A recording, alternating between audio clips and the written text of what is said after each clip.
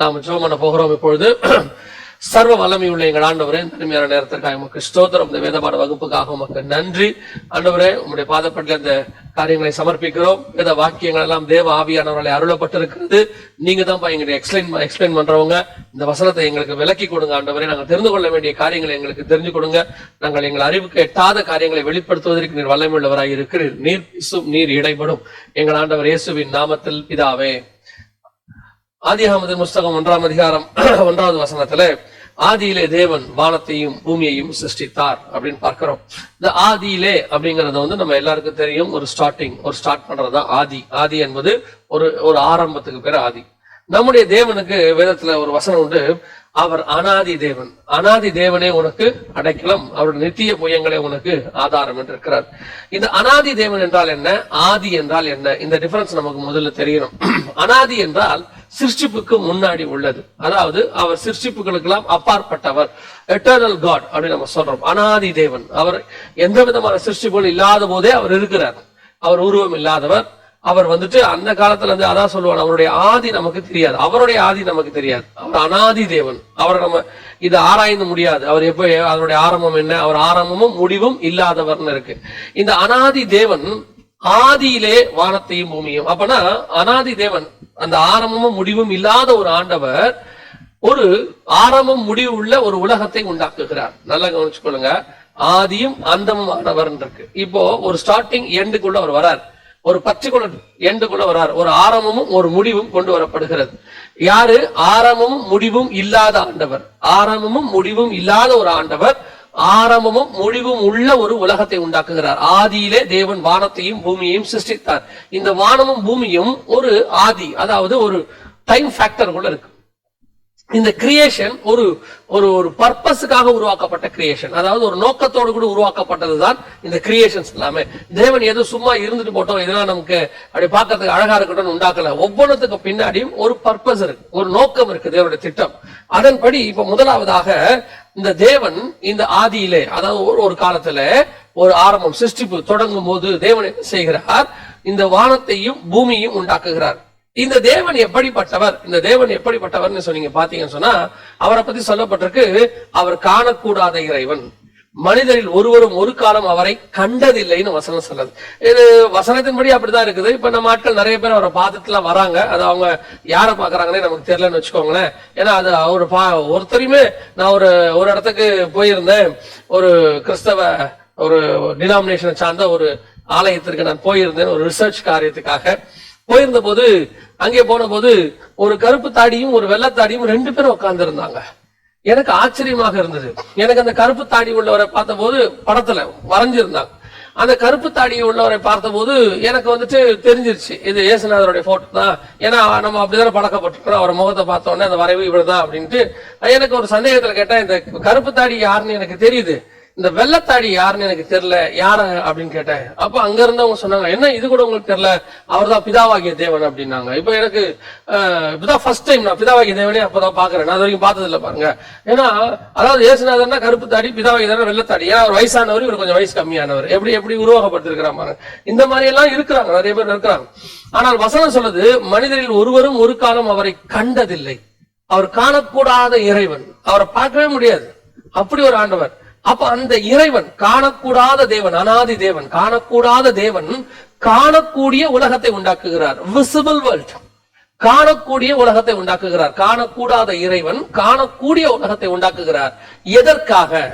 இந்த காணக்கூடிய உலகத்தை உண்டாக்கி விட்டு அதுல உங்களை என்னையும் கொண்டு வந்து வச்சிருக்கிறார், படைச்சிருக்கிறார். நாம அவரால் உருவாக்கப்பட்டிருக்கிறோம், இன்னைக்கு உருவாக்கப்பட்டு சிருஷ்டியாக்கப்பட்டு நாம இன்னைக்கு பல காரியங்களை கடந்து போய் கொண்டிருக்கிறோம். எதற்காக? இது நிறைய நேரத்துல நமக்கு அந்த சந்தேகம் வருது, என்ன ஏன் ஆண்டவர் வச்சிருக்கிறாரோ, எனக்கு ஏன் இதெல்லாம் நடக்குதோ அப்படின்னு சொல்றோம். நம்ம யாருமே இந்த பூமிக்கு பர்பஸ் இல்லாம வரவே இல்லை, நோக்கம் இல்லாம கொண்டு வரப்படவே இல்லை. சரி, ஒரு 600 கோடி 700 கோடி 700 கோடி மக்கள்ல நம்மளும் ஒரு ஆளா? இல்ல. இந்த 700 கோடி மக்களுக்கும் ஒரு நோக்கம் இருக்கு.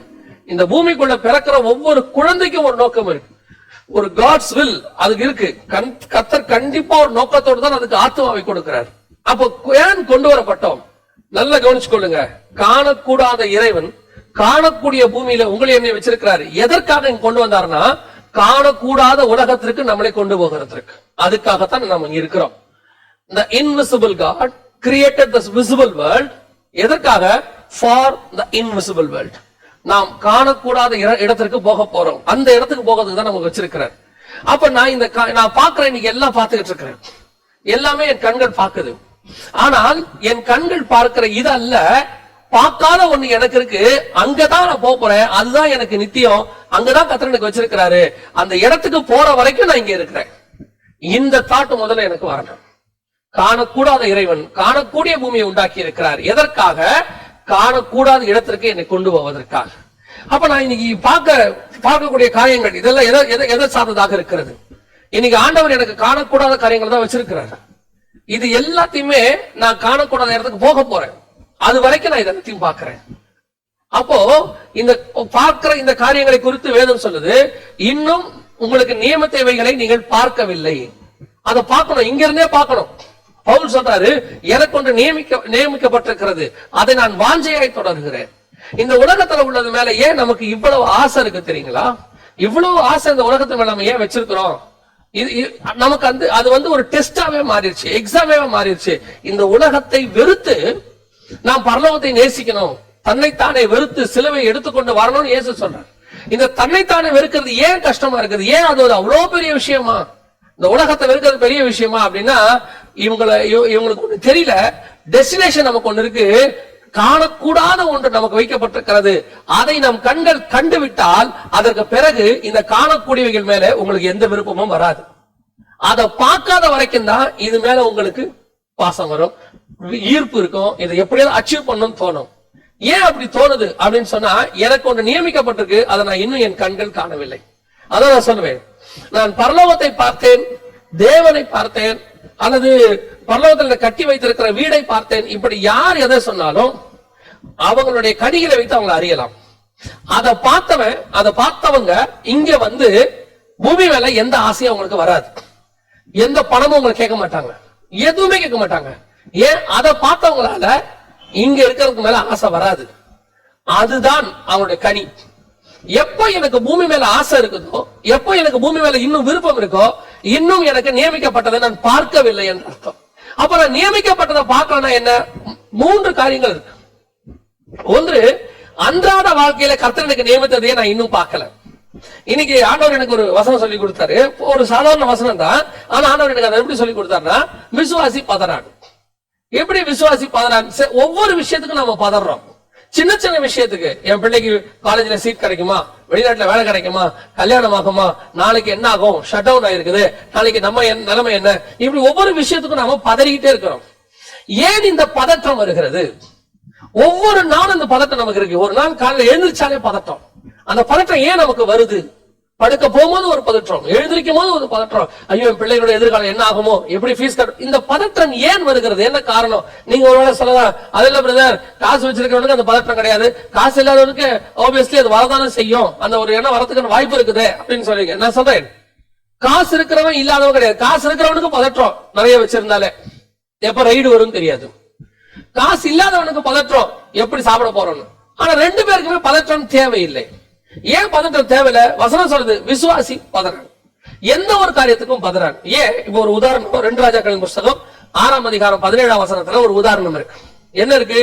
இப்ப ராஜா சூழ்ந்துட்டார், தீர்க்கதரிசிய சூழ்ந்தாச்சு. இப்போ தீர்க்கதரிசியோடைய வேலைக்காரர் கேட்கிறாரு தீர்க்கதரிசியை பார்த்து, ஆண்டவனே இப்போ அவங்க எல்லாம் வந்துட்டாங்க, எல்லாம் பிடிக்க வந்துட்டாங்க நம்மள, இப்ப நம்ம என்ன செய்ய போறோம் அப்படின்னு சொல்லி கேட்கிறார். அப்போ தீர்க்கதரிசி சொல்றாரு, அவனோடு இருக்கிறவரை பார்க்கிலும் நம்மோடு இருக்கிறவர்கள் அதிகம் அப்படின்னு சொல்றாரு. இப்ப இவர் சொல்றார், நம்ம 2 பேர் தானே இருக்கிறோம், என்ன சொல்றீங்க அப்படின்னு. அவருடைய கண்கள் பார்க்கறத அந்த தீர்க்கதரிசியோடைய அசிஸ்டன்டும் பார்க்கணும்னு ஆண்டவர் சொல்றாரு. தீர்க்கதரிசி சொல்றாரு. சொன்ன உடனே அவன் கண்கள் திறக்கப்பட்டது, பார்த்தா வானத்துல அக்னி ரதம் சேனை நிக்குது. அப்போ நம்முடைய ஒவ்வொரு சிச்சுவேஷன்லயும் நம்மளை பாதுகாக்கிறதுக்கு ஆண்டவர் ஏற்கனவே இதற்கான காரியங்களை உருவாக்கி வைத்து விட்டார். Already everything is ready. அந்த ரெடியான காரியத்தை நம் கண்கள் காணாததுனாலதான் அது நடக்கிற வரைக்கும் நம்ம பதறோம். ஆல்ரெடி காட் கிரியேட்டட் எவ்ரிதிங், எல்லாமே. கொரோனா வைரஸ் எடுத்துக்கோங்க. இப்போ 2020 வருஷம் கொரோனா வைரஸ். 1920 swine flu. இப்படி ஒவ்வொரு நூற்றாண்டுக்கு ஒண்ணு வந்துகிட்டு தான் இருக்குது. அந்தந்த காலகட்டத்தில் ஒரு மக்கள் பதறிக்கிட்டு தான் இருக்கிறாங்க. அந்தந்த காலகட்டத்தில் கர்த்தர் சபையை ஸ்திரப்படுத்திட்டு தான் இருக்கிறார். ஆனால் நம்மை பொறுத்த வரைக்கும் தான் கொரோனா வைரஸ், உயிர்கொல்லி நோய், சாகடிக்கு அதெல்லாம் பண்ணிட்டு இருக்கு. தேவனை பொறுத்த வரைக்கும் இந்த வைரஸ் 2020 வரும் என்பது அவருக்கு தெரியும். அதற்கான காரணங்களும் அவருக்கு தெரியும். அதை குணமாக்குற காலகட்டமும் அவருக்கு தெரியும். நமக்கு தெரிய வேண்டியது என்ன? இதெல்லாம் தேவனுக்கு தெரியும். Under the control of God, தேவனுடைய கண்ட்ரோலுக்கு கீழே தான் இது எல்லாமே இருக்கு. நானும் அவர் கண்ட்ரோலுக்கு கீழே தான் இருக்கேன். இது ஒண்ணும் என்னை செய்யாதுங்கிற அந்த விசுவாசம் உங்களுக்கு எனக்கு வேணும். அந்த விசுவாசம் இருந்தால் நாம் பதற மாட்டோம். அவ்வளவுதான் விஷயம். அப்ப நம்முடைய பிரச்சனை இன்னைக்கு என்ன?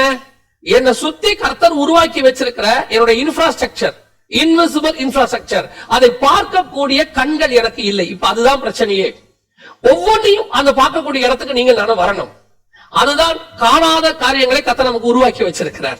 The invisible God created the invisible things. உங்களுடைய ஒவ்வொரு வாழ்க்கையில, உங்களுடைய ஒவ்வொரு வாழ்க்கையில, அனுதின வாழ்க்கையில கூட உங்களுக்கு நியமிச்சவத்தை உங்கள் கண்கள் காணும். அதை பார்க்கணும். இதுக்கப்புறம் ஃபியூச்சர் ரெண்டாவது பார்ப்போம். பிரசன்ட் இப்ப நியமிச்சு வச்சிருக்கிற ஒவ்வொரு விஷயத்தையும், இன்னைக்கு வரக்கூடிய பணம், நாளைக்கு வரக்கூடியதான உயர்வு, நாளைக்கு வரக்கூடியதான ஆசீர்வாதங்கள் அத்தனையுமே கர்த்தர் நியமிச்சு வச்சிருக்கிறாரு. அது அந்தந்த நேரத்துல இருக்கும். அது தானா வரும்.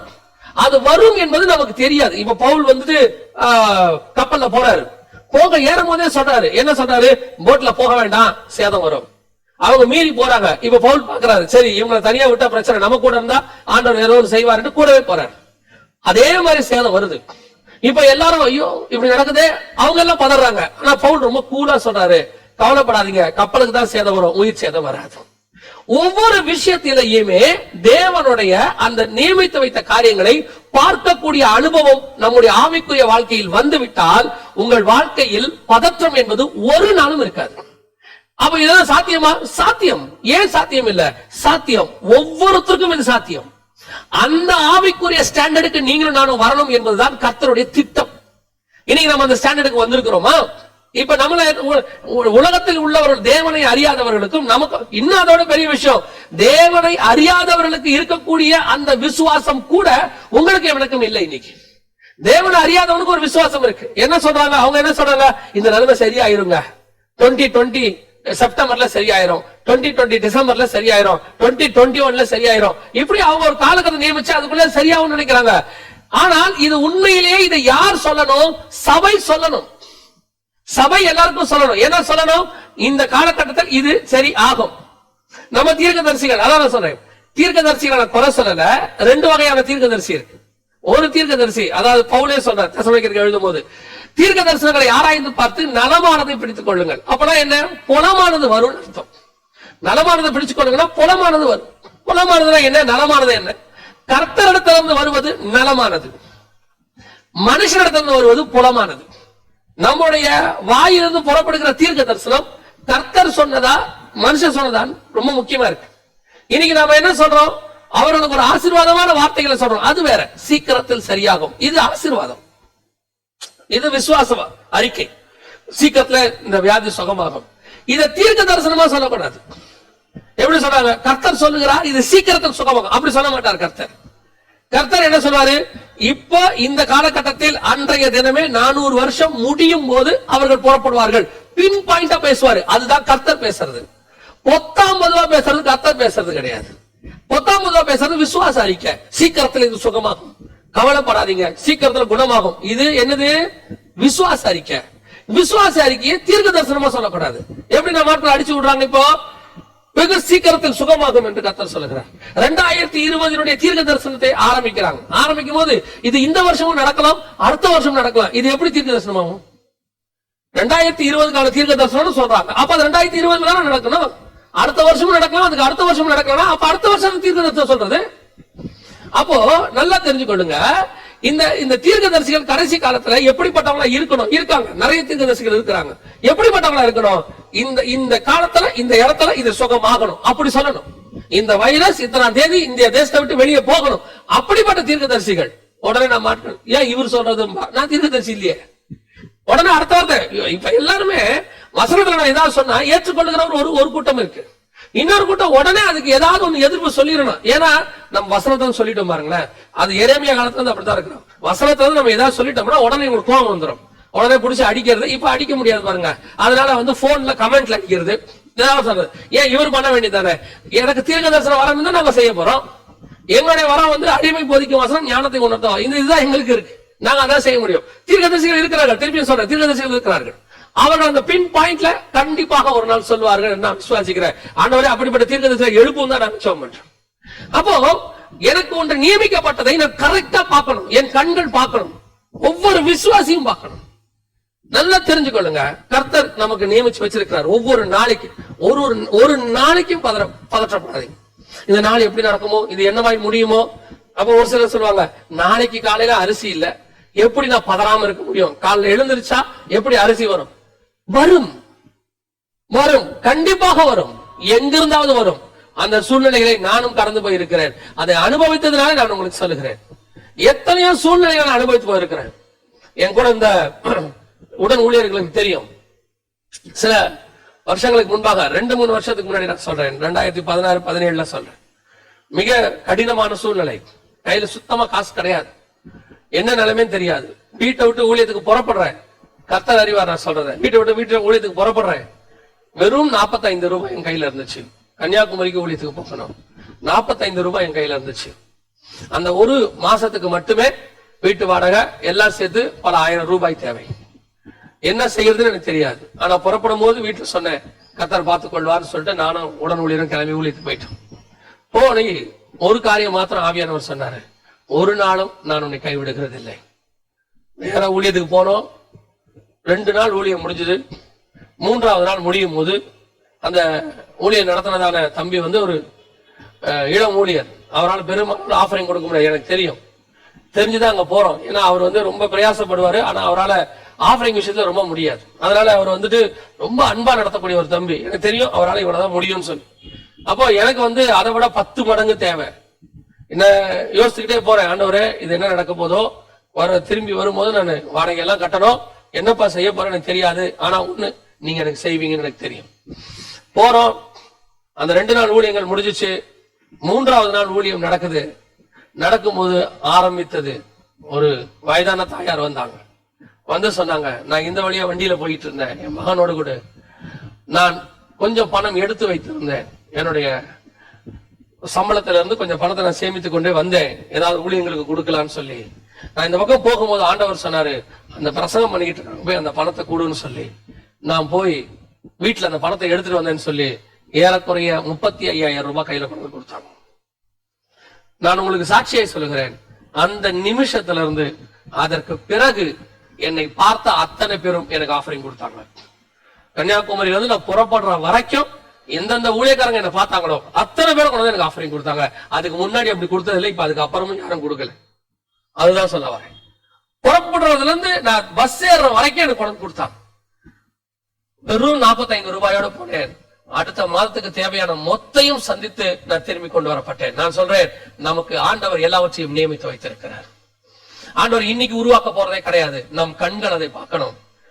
எலியா சொல்றான், நாளைக்கு இந்நேரம் ஒளிமுக வாசல்ல எல்லாம் நடக்கும், அந்த இடத்துல அத்தனையும் கிடைக்கும், பார்க்கோதுமை கிடைக்கும், கோதுமை கிடைக்கும். அவ கூட இருக்கிற அந்த மந்திரி சொல்றாரு, அந்த வேலைக்கு அந்த அரசாங்க அதிகாரி சொல்றாரு, வானத்தின் பலகணியை திறந்தா கூட இப்படி நடக்குமா? அவன் பார்க்காததை எலியா பார்த்தார். அந்த விஷன் தான் உங்களுக்கு எனக்கு வேணும். இந்த விஷன் இல்லாததுனாலதான் நம்ம ஒவ்வொரு நாளும் பதறோம். இந்த பதற்றத்தினுடைய விளைவுதான் உங்களுக்கு வியாதி வருது, டிப்ரெஷன், ஸ்ட்ரெஸ். டாக்டர் போய் என்ன சொல்றாரு நமக்கு, உங்களுக்கு டிப்ரெஷன், உங்களுடைய காரியங்கள் ஆண்டவர் டாக்டர் சொல்றாரு, என்ன சொல்றாரு, உங்களுக்கு டிப்ரெஷன். உங்களுக்கு ஏன் வருது சுகர், ஏன் வருது, டிப்ரெஷனால வருது. ஏன் பிபி வருது, ஸ்ட்ரெஸ்னால வருது. இந்த டிப்ரெஷன், ஸ்ட்ரெஸ் இதெல்லாம் எதனால வருது? தேவன் மேல உங்களுக்கு விசுவாசம், விசுவாசிதான், ஆனா பதற்றம். ஐயோ நான் இப்ப என்ன பண்ண போறேன், நான் இப்ப என்ன காரியங்களை செய்ய போறேன், இப்படி ஒரு காரியம். இது நிகழ்காலத்துக்கு கர்த்தர் நியமிச்சதை உங்கள் கண்கள் பார்க்கணும், டெய்லி பார்க்கணுங்க, டெய்லி பார்க்கணும். எந்த ஒரு காரியமோ பர்ஸ் 0 ஆகுதா, ஐயோ என் பர்ஸ் 0 ஆயிடுச்சுன்னு சொல்லக்கூடாது, கர்த்தர் நிரப்புற நேரம் வந்துருச்சுன்னு சொல்லணும். இதுதான் விசுவாசம். அப்படி சொல்லி பாருங்க, கர்த்தர் நிரப்புவார். எனக்கு ஒரு ஆரம்பத்துல ஒரு கதை சொல்லி கொடுத்தாங்க. அது நடந்த சம்பவமா கதையான்னு தெரியாது. அந்த பாக்குற வியூ சொல்றேன். ஒரு மனுஷனை கொண்டு போய் ஒரு தீவுல கொண்டு போய் விட்டாங்களாம். விட்டுட்டு அங்க அது செருப்பு விற்கிற கம்பெனி, நம்ம ஒரு ஷூ கம்பெனி மாதிரி. முதல்ல கொண்டு போய் ஒரு மனுஷனை விட்டாங்களாம், நீங்க அங்க போய் ஷூ சேல்ஸ் பண்ணுங்க. அந்த மனுஷன் சொன்னா, இங்க யாருக்குமே ஷூ போடுற பழக்கமே இல்லை சார். இவங்களோட பரம்பரை, இவங்களோட பல காலங்களா ஷூ இல்லாம பழக்கப்பட்டவங்க, இவங்க ஷூ போட மாட்டாங்க. அடுத்து ஒருத்தரை கொண்டு போய் விட்டாங்க. அவரும் அதே ரிப்போர்ட், சார் இவங்க கிட்ட ஷூ போடுற பழக்கம் இல்லை சார் இவங்களை. மூணாவது ஒரு நபரை கொண்டு போய் விட்டாங்களாம். அந்த நபர் அங்கிருந்து சொன்னாராம், சார் உடனடியாக ஒரு 10,000 ஜோடி ஷூஸ் அனுப்புங்க, பல வெரைட்டிஸ்ல. ஏன் அப்படின்னு கேட்டாங்களா, இங்க யாருக்குமே ஷூ போடுற பழக்கம் இல்லை சார். அந்த பழக்கத்தை நம்ம ஏற்படுத்தினா எல்லாரும் ஷூ போடுவாங்க. ஒரே விஷயம்தான் பாக்குற ஆங்கிள். உங்க பர்ஸ் காலியா இருக்குதா, பர்ஸ் காலின்னு பாக்காதீங்க, கர்த்தர் நிரப்புற நேரம் வந்துருச்சுன்னு பாருங்க. உங்க வாழ்க்கையில தோல்வி வருதா, ஐயோ நான் முடிகிற நேரம் சொல்லாதீங்க, கர்த்தர் என்னை உயர்த்துகிற நேரம் வந்துருச்சுன்னு சொல்லுங்க. அதுதான் நான் சொல்றேன். இந்த விசுவாச அறிக்கை ஏன் தெரியுமா, வெறும் விசுவாச அறிக்கை இல்ல, அங்கே உண்டு. அந்த இடத்துல ஆண்டவர் வச்சிருக்கிறாரு. எனக்கு ஆண்டவர் சொல்லி கொடுத்த நான் சொல்றேன், there is no end in God's hand, only bend. எனக்கு ஆண்டவர் சொல்லி கொடுத்தது. ஆண்டவரோட வாழ்க்கையில முடிவுங்கிறது கிடையாது. கர்த்தர் நினைச்சாருன்னா உங்களை எந்த இடத்துல இருந்து பெண்ட் பண்ணி கூட்டிட்டு போயிடுவார். அவருக்கு ஒரு வழி வச்சுக்கிட்டே இருப்பார் ஆண்டவர். உங்களை முடிக்கிறதுக்காக கர்த்தர் கூட்டு வரல, உங்களை முடிவு பரியந்தம் நடத்துவதற்காக கர்த்தர் அழைத்து கொண்டு வந்திருக்கிறார். இந்த எண்ணம் இருக்கணும். இப்ப என்ன பண்ண போறேன், நாளைக்கு என்ன பண்ண போறேன், இப்ப ஆளுங்களுக்கு சம்பளம் கொடுக்கணுமே, இப்ப இதுக்கு காசு வேணுமே, பிள்ளைக்கு ஃபீஸ் கட்டணுமே, இப்ப ஏப்ரல் மாசம் வந்துருச்சு, இப்ப ஃபீஸ் கட்ட சொல்லுவாங்களே, பதற்றமே அடையாதீங்க, அமைதியா. உங்களுக்கு உரியதை பரலோகம் கொண்டு வந்து உங்கள் கையிலே கொடுக்கும். நீங்க உழைக்காம இருந்து நீங்க சோம்பேறியா இருந்தாதான் தரித்திரம் ஆகும். இப்ப லாக்டவுன், நம்ம போக முடியாது. பரலோகத்துக்கு நல்லா தெரியும், விசுவாசிக்கிறவன் பதறான். தேவனை நோக்கி பார்ப்போம், கர்த்தர் நிச்சயம் ஆசீர்வதிப்பார். உங்கள் நிகழ்காலத்திற்கு கர்த்தர் நியமிச்சு வச்சதை, ஒவ்வொரு நாளும் வச்சதை உங்கள் கண்கள் காணணும். இரண்டாவது, அடுத்து நமக்கு இருக்கிற ஒரு பெரிய பயம் எதிர்கால பயம், ஃபியூச்சர். எதிர்காலத்துல என்ன ஆகும்? இன்னைக்கு எனக்கு தெரிஞ்சு இந்த eastern countries, India, Pakistan, Sri Lanka, Malaysia, இந்த மாதிரி மக்கள் அதிகப்படியானவங்க வியாதியில போறதுக்கு அல்லது அவங்க துக்கப்படுறதுக்கு இல்ல அவங்க வாழ்நாள் அவங்க செலவு பண்றதுக்கு எதுக்காகனா ஃபியூச்சருக்காக தான். வெஸ்டர்ன் கண்ட்ரிஸ் மக்களுக்கு அந்த எண்ணம் ரொம்ப கம்மி. அமெரிக்காவோ அல்லது வெஸ்டர்ன் கண்ட்ரிஸ்ல இருக்க மக்களுக்கு ஃபியூச்சரை பத்தின எண்ணமே அவங்களுக்கு கிடையாது. அதுக்கு பல ரீசன்ஸ் இருக்கு. கவர்மெண்ட் அப்படி பாத்துக்குது, அவங்களோட பேசிக்காவே அவங்க தாட்ல அப்படி ஒண்ணு கிடையாது. முடிவு பண்ணி நாம அந்தந்த நாளைக்குரியது இருந்தா போதும் அப்படிங்கிற எண்ணம் அவங்களுக்கு. இந்த ஈஸ்டர்ன் சைட்ல தான் பையனுக்கு, பேரனுக்கு, பேத்திக்கு, கொள்ளு பேரனுக்கு, கொள்ளு பேத்திக்கு 7ஆம் தலைமுறை வரைக்கும் தேவையானதெல்லாம் இப்பயே சேர்க்கணும்னு அடிச்சு பிடிப்பாங்க. இவங்களும் சாப்பிட மாட்டாங்க. இவங்களும் சாப்பிடாம கொள்ளாம அப்படியே பிள்ளைக்கு 50 சவரன் போட்டு பொண்ணுக்கு அனுப்பணும். இப்ப பொண்ணு போய் என்ன பண்ணும், அதுவும் சாப்பிடாம கொள்ளாம, எங்க அம்மா எனக்கு 50 சவரன் போட்டாங்க, என் பிள்ளைக்கு நான் 75 சவரனாவது போடணும். அந்த பிள்ளை என்ன பண்ண போது, அதுவும் சாப்பிடாம கொள்ளாம அப்படியே வைத்த வாயை கட்டி அது 100 சவரன். ஆனா இந்த சவரன் அப்படியே தான் இருக்கும்.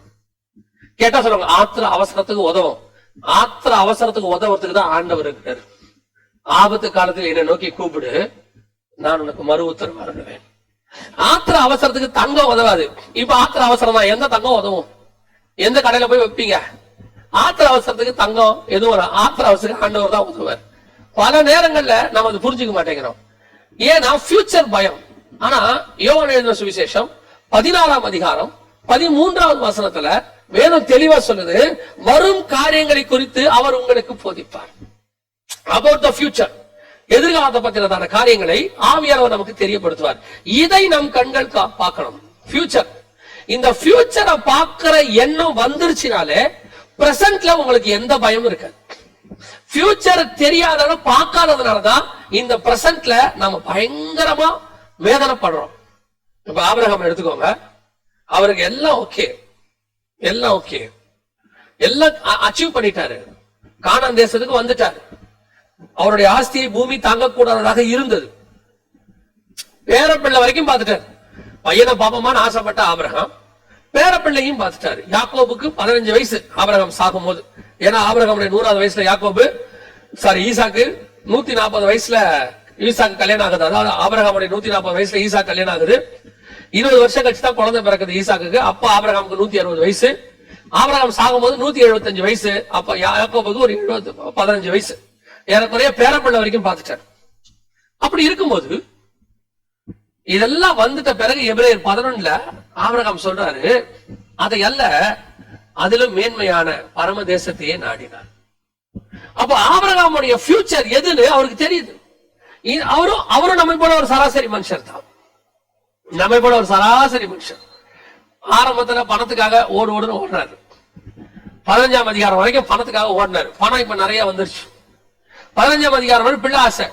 நான் பிள்ளை இல்லாம இருக்கிறேன்னு, எனக்கு என்ன பிள்ளை கிடைக்கும். 19ஆம் அதிகாரம் வரைக்கும் பிள்ளை கதை முடிஞ்சிருச்சு. இப்ப பிள்ளையும் வந்துருச்சு. அடுத்து லேண்டு, தேசத்தையும் சுதந்திரிச்சாச்சு. இப்ப எல்லாம் வந்த பிறகுதான் அவருக்கு தெரியுது, இல்ல நம்ம ஃபியூச்சர் வேற ஒண்ணு இருக்குது. அவர் இதெல்லாம் அச்சீவ் பண்றதுக்கு என்ன காரணம்? ஆவியானவர் அவருக்கு அந்த ஃபியூச்சரை பாக்குறதான ஒரு தன்மையை கொடுத்தாரு. ஒவ்வொரு பரிசுத்தவான்களுக்கும் அதுதான் பார்த்தாங்க. நீங்க பைபிள் எடுத்துக்கோங்க. ஏனோக்கு என்ன சொல்றாரு? 1000 பரிசுத்தவான்கள் தேவன் பூமியை நியாயம் தீர்க்க வருகிறார், பாக்குறாரு. யோபு சொல்றாரு, என் மீட்பர் உயிரோடு கூட இருக்கிறார், அந்நிய கண்கள் என் சொந்த கண்களே அவரை காணும். அத பாக்குறாரு. இந்த பாக்குற ஃபியூச்சரை பாக்குற ஒரு இடத்துக்கு ஸ்பிரிச்சுவல் லைஃப்ல நீங்க நானும் வரணும்.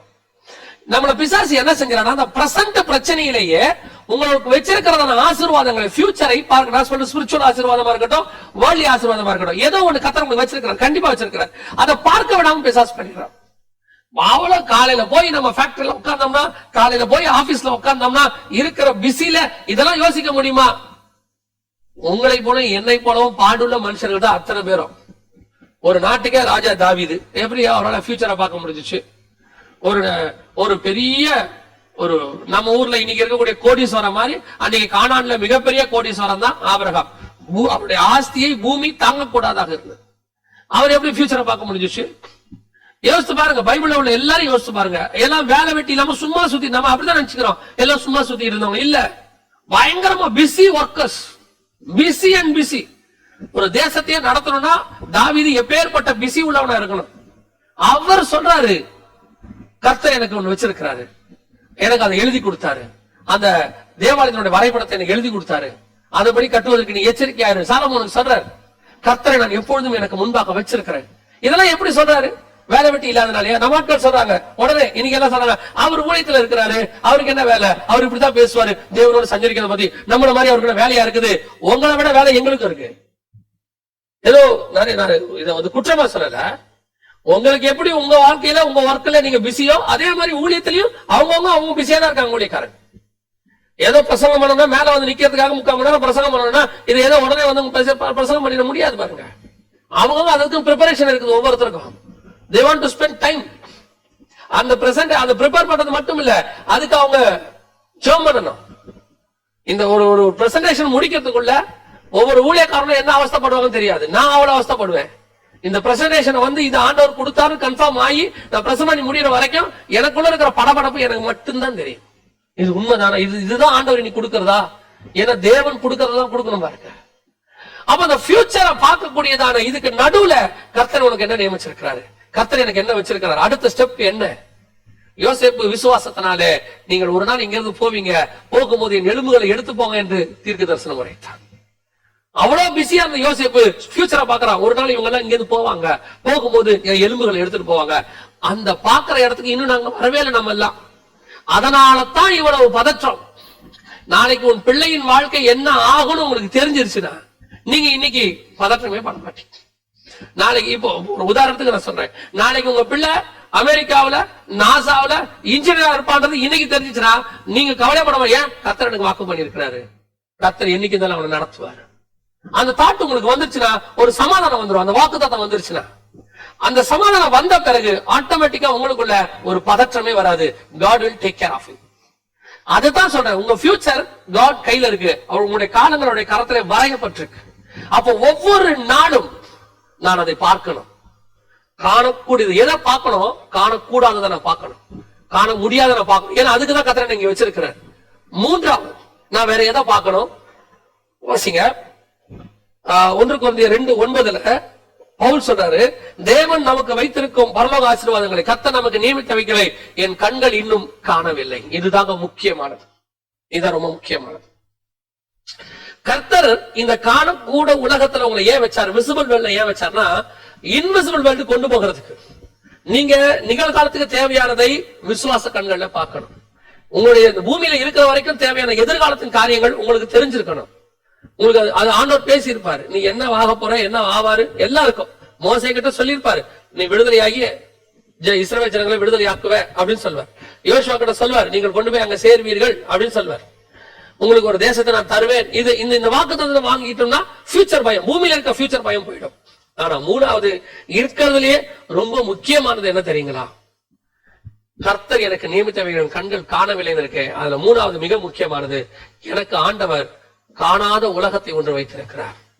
அதை நான் பார்க்கணும். இங்க இருந்து அதை பார்த்தாதான் இந்த பூமி மேல இருக்கிற ஆசை மொத்தம் போகும். அதை பார்த்துக்கணும் ஒரு தடவை. அதை பார்த்தாச்சுன்னா அதுக்கப்புறம் இந்த பூமி மேல ஆசை வராது. இதைத்தான் பவுல் சொல்றாரு 2 கொரிந்தியர் 12:2 சொல்றாரு, கர்த்தர் என்னை 3வது வானம் வரைக்கும் கொண்டு போனார், பரதேசிக்குள்ளே கொண்டு போனார். அங்க போயிட்டு வந்துட்ட பிறகு பவுலால இந்த உலகத்து மேல ஆசை வைக்க முடியல. திருப்பி திருப்பி பவுல் சொல்றாரு, நான் போகணும்னு ஆசைப்படுறேன், அங்க ஒண்ணு போகணும்னு ஆசைப்படுறேன். இதைத்தான் ஆண்டவர் நமக்கு சொல்றாரு. எப்பவுமே நம்ம வாழ்க்கையில கர்த்தர் நியமிச்சு வச்சது அந்த ஒரு இடத்த பார்க்கணுங்கிற வாஞ்சை இருக்கணும். இந்த கண்களால அதை பார்க்கணும். மோசே ஒரு காரியத்தை சொல்லுவார் உபாகமத்துல 3ஆம் அதிகாரம், நான் நினைக்கிறேன் 2ஆம் அதிகாரமோ 3ஆம் அதிகாரத்திலயோ மோசே ஒரு காரியத்தை சொல்லுவார். என்ன சொல்லுவாருன்னா, நான் அந்த கானான் தேசத்தை பாக்குறத பத்தி அந்த இடத்துல சொல்லுவார். கானான் தேசத்தை பத்தி பார்க்க அவர் சொல்லும் போது ஒரு வார்த்தையை ஒண்ணு யூஸ் பண்ணுவார். எந்த வார்த்தை யூஸ் பண்ணுவார்னா, அது கொஞ்சம் நீங்க நிதானிச்சு படிச்சீங்கன்னா தான் அவருடைய அந்த வாஞ்சை உங்களுக்கு அந்த இடத்துல தெரியும். உபாகமத்தின் புஸ்தகம் 25வது வசனத்துல, நான் கடந்து போய் யோர்தானுக்கு அப்புறத்தில் உள்ள அந்த நல்ல தேசத்தையும் அந்த நல்ல மலையையும் லீபனானையும் பார்க்கும்படி உத்தரவு கொடுத்தரணும் என்று வேண்டிக் கொண்டேன். கர்த்தரோ உங்கள் நிமித்தம் என் மேல் கோபம் கொண்டு எனக்கு செவி கொடாமல் என்னை நோக்கி, போதும், இனி இந்த காரியத்தை குறித்து என்னோட பேச வேண்டாம் என்றார். நல்லா கவனிங்க, இந்த வார்த்தையை சொல்லும் போது அவர் ஒரு காரியத்தை சொல்றாரு. மோசே என்ன சொல்றாரு? நான் யோர்தானை கடந்து போய் அந்த நல்ல தேசத்தையும் லீபனானையும் அந்த நல்ல மலையையும் அப்படின்னு சிங்குலர்ல சொல்றாரு பாருங்க. அந்த வேர்டு நல்லா கவனிங்க, நல்ல மலையையும். ஏன் மோசே அப்படி சொல்றாரு நல்ல மலையையும்னு? எருசலேமை சுற்றி பர்வதங்கள் இருக்குமா போல நிறைய மலை இருக்குது, நிறைய மலைகள் இருக்கு அங்க. ஆனா மோசே சொல்லும் போது அந்த நல்ல மலையையும். எந்த நல்ல மலை? மலையில எது நல்ல மலை? அவர் எந்த மலையை சொல்றாருன்னா, அவரும் கிறிஸ்துவும் உட்கார்ந்து பேச போகிற ஒரு மறுரூப மலை இருக்கு, அது அந்த தேசத்துக்குள்ள இருக்கு. அதை கடந்து போய் நான் உட்கார்ந்து கிறிஸ்துவோட பேச போறேனே, அந்த மலையை இப்பவே என் மாம்ச கண்களை பார்க்கணும்னு அவர் ஆசைப்படுறாரு. இதுதான் காணக்கூடாததை பார்க்கிறது, அந்த நல்ல மலையையும். என்ன ஒரு வாஞ்ச பாருங்க, இப்பவே நான் அதை பார்க்கணும். அதுதான் பவுலுக்கு இருந்த வாஞ்ச, பரதேசியை பார்த்தது. இப்பவே நான் போய் அதை பார்க்கணும். அந்த மாதிரி ஆசை ஒவ்வொரு ஸ்பிரிச்சுவல் பர்சனுக்கும் வரணும், ஒவ்வொரு ஊழியக்காரனுக்கும் வரணும். இப்ப நான் அதை பார்க்கணும், கர்த்தர் எனக்கு ஒண்ணு நியமிச்சு வச்சிருக்கிறார். அது என்னதுன்னு அந்த ஆசை உங்களுக்கு வந்துருச்சுன்னா, நான் அதான் திருப்பி நான் சொல்றேன், யாரையும் குற்றப்படுத்துறேன்னு நினைச்சுக்காதீங்க, திருப்பி சொல்றேன். அதை பார்த்துட்டு நான் ஒரு ஊழியக்காரங்க உடனே சொல்லுவாங்க, நாங்க அதை பார்த்தோம், அதைத்தான் வந்து சொல்றோம், அங்க வீடு கட்டுச்சு, தங்கத்துல வீடு. இல்லைங்க இல்லைங்க இல்லைங்க. அவங்க அதை பார்த்திருந்தாங்கன்னா இந்த பூமியில உங்களை வாயை திறந்து ஒரு வார்த்தை, ஒரு காசு, ஒரு பணம் கேட்கவே மாட்டாங்க. இந்த பூமிக்குரிய மேல அவங்களுக்கு ஆசை வரவே வராது. அதை விட முக்கியம், எப்போ போலான்னு ஒரு பரிதவிப்பு அவங்களுக்கு இருந்துகிட்டே இருக்கும். அதை பவுல் சொல்றாரு, நான் போகணும் என்று ஆசைப்படுகிறேன், ஆனா நான் இருந்தா உங்களுக்கு பிரயோஜனமா இருக்குமே, அதுக்காக நான் இருக்கிறேன். அந்த ஆசை வந்துடணும், அந்த ஆசை வந்துடணும். எப்ப அங்க போவோம், எப்ப அங்க போவோம். அந்த ஆசை எப்போ ஒரு ஊழியக்காரனுக்கு ஏற்படுகிறதோ அப்பதான் அவன் பரலோகத்தினுடைய பிரயாணத்தினுடைய ஃபர்ஸ்ட் பாயிண்ட்டுக்கு வந்திருக்கிறான்னு அர்த்தம். இன்னும் இந்த பூமி மேல, பிள்ளைகளுடைய எதிர்காலத்தின் மேல, இன்னும் எனக்கு அதை செய்யணும், இதை செய்யணும். உங்களுக்கு விஷன் கொடுத்திருப்பாரு ஆண்டவர். திருப்பியும் சொல்றேன், அப்ப எனக்கு ஆண்டவர் ஒரு விஷன் கொடுத்தாரு, அதை முடிக்க வேண்டாமா? கொடுத்த விஷன் கொடுத்ததுதான், அதுல எந்த மாற்று கருத்தும் இல்ல. ஆனா உங்க ஆத்மா அதை தான் வாஞ்சிக்கணும். இது எனக்கு கொடுக்கப்பட்ட வேலை, இந்த வேலையை நான் செய்வேன். சரி, எனக்கு ஒரு விஷன் கொடுத்தாரு, நான் ஒரு சர்ச் கட்டுறேன், இல்ல எனக்கு நான் ஒரு ஏதோ ஒண்ணு கட்டுறேன், இல்ல ஏதோ ஒரு உண்டாக்குறேன், இதை நான் நிரந்தரமா இருக்க போறேனா? இதுதான் என்னோட டெஸ்டினேஷனா? இங்கேயே நான் இருந்து இங்கே முடிவேனா? இல்லையே. எப்படி எல்லாம் நான் அங்க போவல, அதுதான், அது மேலதான் அந்த வாஞ்சி வரணும். அதை பார்க்கணுங்கிற ஆவல் இருக்கணும். காணக்கூடாதவைகளை, கர்த்தர் எனக்கு நியமித்தவைகளை நம் கண்கள் இன்னும் காணவில்லை, அதை ஆவியிலே கர்த்தர் நமக்கு வெளிப்படுத்துகிறார்னு வசனம் சொல்லுது. அந்த வசனம் சொல்லுது 1 கொரிந்தியர் 2:9, கர்த்தர் எனக்கு நியமித்தவைகளை கண்கள் இன்னும் காணவும் இல்லை, காதுகள் கேட்கவும் இல்லை, மனுஷனுடைய கற்பனையில் தோன்றவும் இல்லை. ஆனா ஆவியில கர்த்தர் அதை காட்டுவாரு. நம்ம போய் அதை பார்க்கணும். அதான் நான் யோவானை குறிச்சு ரொம்ப சந்தோஷப்படுவேன். எப்படின்னா, மோசே போய் ஆண்டவர்கிட்ட கேட்கிறாரு, ஆண்டவரே உங்களுடைய முகத்தை நான் பார்க்கணும், உங்களுடைய மகிமையை நான் பார்க்கணும். இப்ப கர்த்தர் சொன்னாரு, என்னை கண்ட ஒருவனும் உயிரோடு கூட இருக்க முடியாது, ஆனாலும் எவன் மேல் இரக்கமா இருக்க சித்தமேனோ அவன் மேல் இரக்கமா இருப்பேன், எவன் மேல் கிருபையா இருக்க சித்தமேனோ அவன் மேல் கிருபையா இருப்பேன். அதெல்லாம் இருக்கட்டும். ஆனால் அப்படி முகமுகமாய் பழகுகிற மோசேக்கு பார்க்க முடியல, பார்க்க முடியாதுன்னு சொன்ன தேவன் 4ஆம் அதிகாரம் வெளிப்படுத்தின விசேஷத்துல கர்த்தர் என்னை ஆவிக்குள்ளாக்கி பரலோகத்திற்கு கொண்டு போனார். அங்கே சிங்காசனத்துல நீடித்த ஆயுசுள்ளவர் உட்கார்ந்திருந்தார். அவர் பார்க்கறதுக்கு வச்சிரக்கல்லை போடும். அவர் சிங்காசனத்தை சுத்தி ஒரு வானவில் இருந்தது. இந்த தரிசனத்தை மோசே பார்க்க ஆசைப்பட்டத யோவானுக்கு கர்த்தர் காட்டுறார் பாருங்க. என்ன ஒரு வாழ்க்கை பாருங்க, என்ன ஒரு இத பாக்குறதாங்க மேன்மை. இந்த இடத்துக்கு தான் ஒரு ஊழியக்காரனுக்கு ஆசை வரணும். ஒரு தடவையாவது ஆடி கார்ல ஏறிடணும், ஒரு தடவையாவது BMW வாங்கிடணும், ஒரு தடவையாவது ஆஸ்திரேலியாவுக்கு போய் ஊழியம் பண்ணிடணும், ஒரு தடவையாவது அமெரிக்கால போய் நான் பிரசங்கம் பண்ணணும். நீ அமெரிக்கால பிரசங்கம் பண்ணாலும் 6க்கு 3 பெட்டி தான், ஆஸ்திரேலியாவில பிரசங்கம் பண்ணா 6க்கு 3 பெட்டி தான். சார் அமெரிக்காவுக்கு போயிட்டு வந்திருக்காரு, 10க்கு 3 வைக்க மாட்டான். அதான் உண்மை. எந்த பூமியில பண்ணாலும் கதை முடிஞ்சு. ஆனா நம்முடைய ஆசை எதை பத்தி இருக்கணும் தெரியுங்களா? என்னுடைய ஆசை எனக்கு ஒன்று நியமிக்கப்பட்டிருக்கிறது, அதை நான் பார்க்க வேண்டும், அதை அடைய வேண்டும். அந்த ஆசை உங்களுக்கு வந்துருச்சுனாலே அதுக்கு பிறகு இந்த பூமிக்குரிய எதையுமே பார்க்கிற எது மேலேயும் உங்களுக்கு ஆசை வராது, பார்க்க எது மேலேயும் உங்களுக்கு ஆசை வராது. அதுதான் உண்மை.